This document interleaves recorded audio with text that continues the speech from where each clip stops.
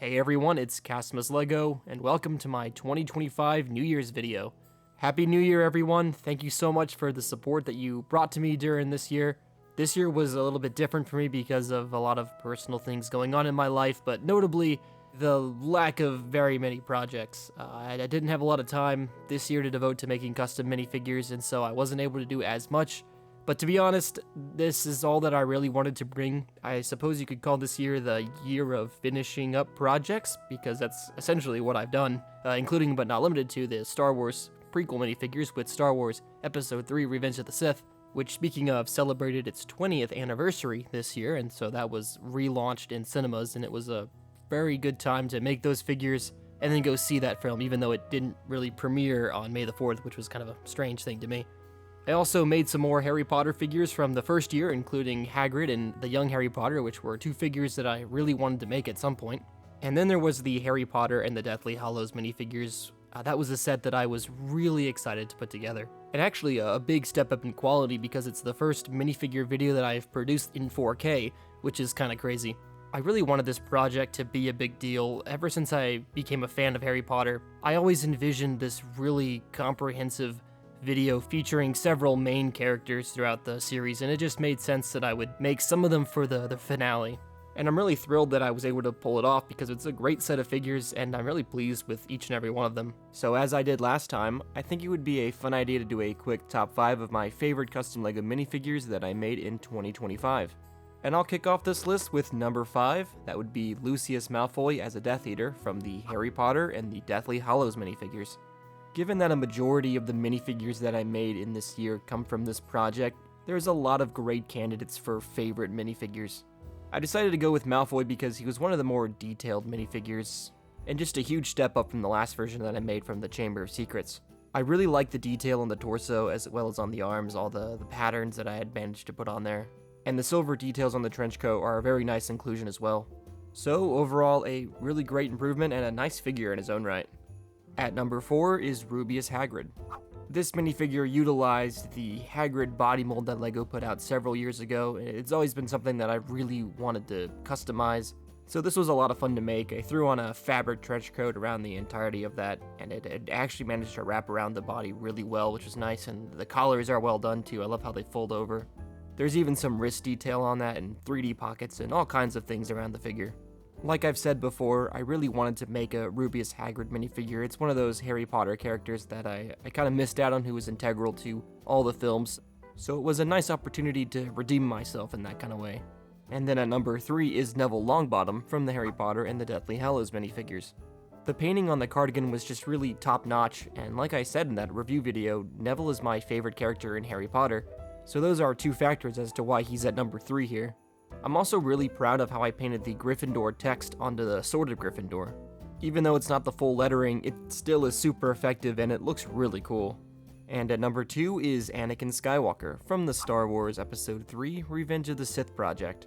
I kind of realized that this minifigure wasn't really that special in compared to some of the other Anakin Skywalker minifigures out there in the community, but what I really admire about this guy is just the style. It's very general but clean and professional at the same time.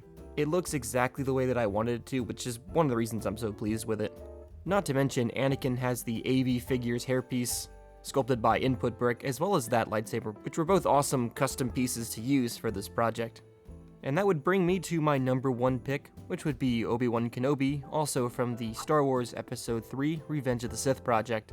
Making this duo was a lot of fun, but I've picked Obi-Wan over Anakin because I've always just preferred his character in the story. And those Jedi robes are some of the best that I've made in recent years. Even though I somehow forgot to include the continuation of the tabards on the back of the fabric waist piece, I still think the entire look is very effective. And the 3D elements on the belt pieces have a lot of detail that's really satisfying to me. Like Anakin, this minifigure is even better thanks to the 3D pieces that I've included. That being the minifigure hairpiece designed by Input Brick and is available on AV Figures website, and that lightsaber hilt that was designed by Legomatic 9, which by this point is several years old and is no longer available. I'm glad to have finally made this iconic duo, and I'm also pretty happy that he's my favorite figure in 2025. And so that brings me into my future plans. And I'm going to be totally honest with you, I am not retiring, however, I'm going to be taking a step back. This has been a hobby of mine for the past 12 years, if you can believe that, and a lot of things have changed in the last decade, from people that I knew to style and execution of figures to 3D prints and artisan pieces and all this really cool stuff.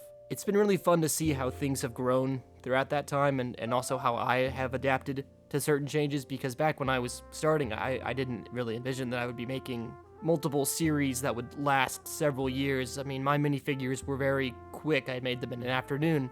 So in a way, I've become a lot more streamlined than super casual with it, I guess.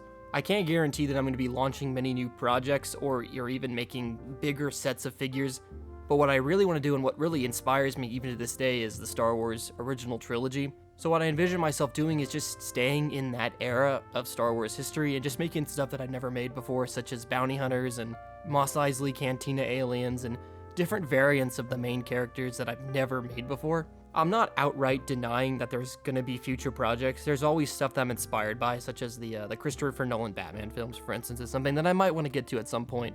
And who knows what kind of interests that I'll find myself getting into, because, I mean, Harry Potter wasn't something that I was into when I was a kid. That's something that I've grown into as an adult. And those minifigures that I started were a result of that passion just kind of flourishing out of nowhere. So it's possible that the same thing could happen with a different property, but I'm not going to be confirming anything here. So things may be quiet around here for a little bit. I still want to put out some comprehensive collection videos like I did with the Lord of the Rings series. At the beginning of this year, I made a comprehensive video of all of the minifigures that I had made. So I'll likely do something similar for Harry Potter and the Star Wars films and things like that. I don't believe I've ever really talked about my future plans with this hobby, but that's kind of it in a nutshell. Mostly Star Wars original trilogy stuff and potentially anything else that piques my interest later on. Who knows, maybe I'll get into TV figures at some point. So yeah, that was it for 2025. Thanks again for all the support. I'll go ahead and conclude this video. Thanks so much for checking this one out, and I'll see you again next time.